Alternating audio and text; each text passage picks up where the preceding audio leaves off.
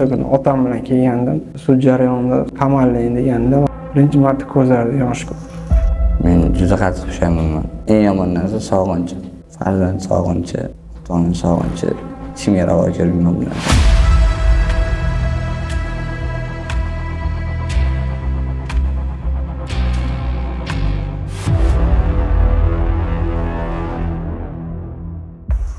Assalomu alaykum. Yaxshimisiz? Agarda siz bu videoni ko'rib turgan bo'lsangiz, demak sizda hali ham vaqt bor. Nimaga deysizmi? Buni hozir tushuntirib beraman. Bu bizning yangi loyihamiz. Yangi loyihamiz orqali to'g'ri qaror qabul qilishda katta xatolikka yo'l qo'ygan. Hozirda esa buni haqqini sog'inch bilan to'layotganlar haqida gapirmoqchimiz. Aniqrog'i biz emas, ichkarida turib ular gapiryapti. Faqat eshitishingiz uchun 2 daqiqa vaqtingizni sarflasangiz bo'ldi. Aytganda, bizni qo'llab-quvvatlashni unutmang. Videoga like bosib, izohlarda fikringizni qoldiring. O'zbekiston Respublikasining Jinoyat kodeksining 273-moddasi 5-qismiga asoslanib 8 yil muddatga ozodlikdan mahrum etilganman. Uzoqroq joyda sud bo'lgan, uyalganman, chaqirmaganman yaqinlarim. 3 nafar o'g'lim bor. Ichida og'ir erkak kishiga farzandlarim yoshligini yo'qotyapman. Uyga telefon qilgani bezaklayman-da. Sizankaga kelishga misol uchun nimalar bor, o'zim xohlamayman.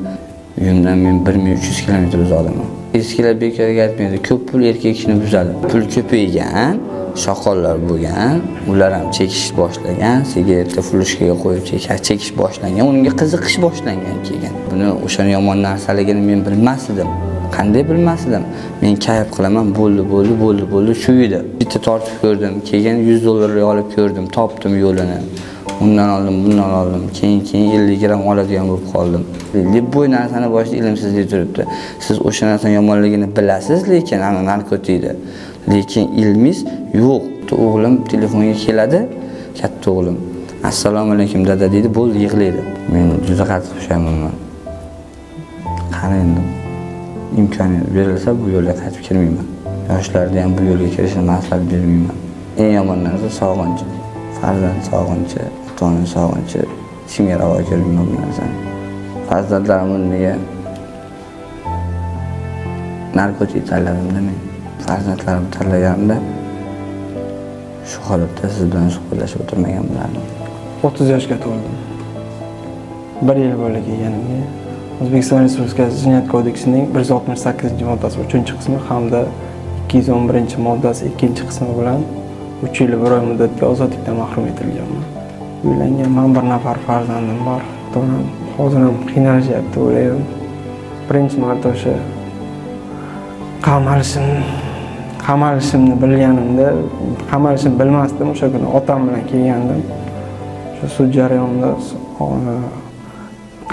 qamallang deganda, men nimaga olib kirganda otam birinchi marta ko'zlarida yosh ko'rdim. Juda qiyin bo'lgan, og'ir ahvolga tushib qolganlar. Farzandimning ismi Imona.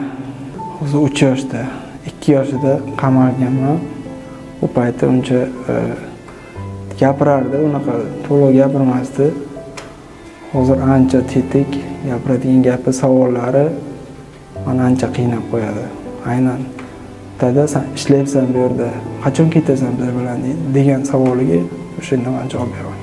Chiqqanimdan keyin birinchi navbatda tadbirkorlik bilan shug'ullanaman. Hurmatli o'sha prezidentimiz Shavkat Mirziyoyev o'z har bitta jarayonda aytayotgan gaplarida yoshlar va yana yoshlar imkoniyatdan to'g'ri foydalansin, noto'g'ri foydalanmasin.